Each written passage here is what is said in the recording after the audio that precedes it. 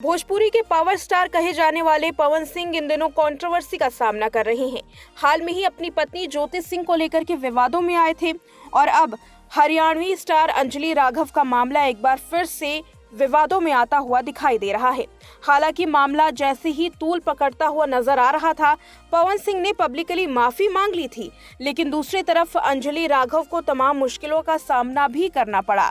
उनकी मंशा तक पर सवाल उठाए गए और कहा गया कि वो इस मामले को जबरदस्ती उछाल रही हैं और साथ ही पब्लिसिटी बटोरने का भी आरोप लगा।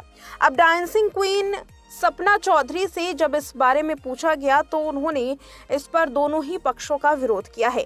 हरियाणा की डांसिंग क्वीन सपना चौधरी ने भी कहा कि बाद में इतनी बातें करने से क्या मतलब, तभी कहो जब ये तमाम घटना हुई।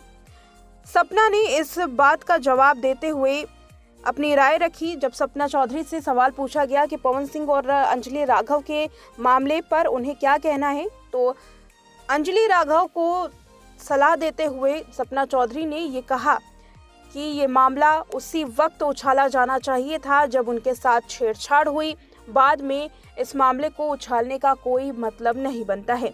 अब अंजलि राघव ने इस पर अपना जवाब दिया है। एक्ट्रेस ने पहले पवन सिंह की हरकत पर जवाब देते हुए कहा, पहले तो मुझे लगा कि ये मजाक चल रहा है और मैं उनकी हरकत को दबाने की कोशिश कर रही थी।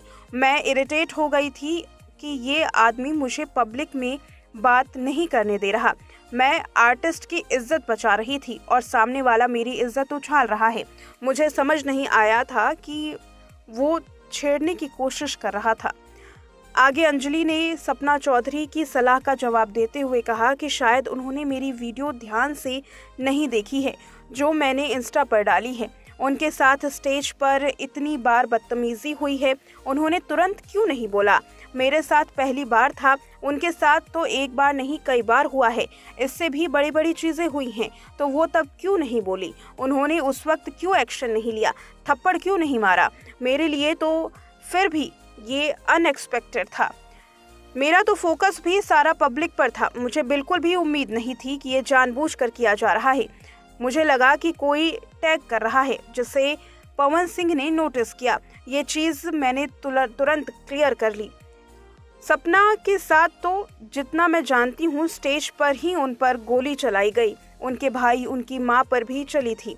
शायद सब जानते हैं। वो कह रही हैं भाई जो भी है वही तुरंत कह दो।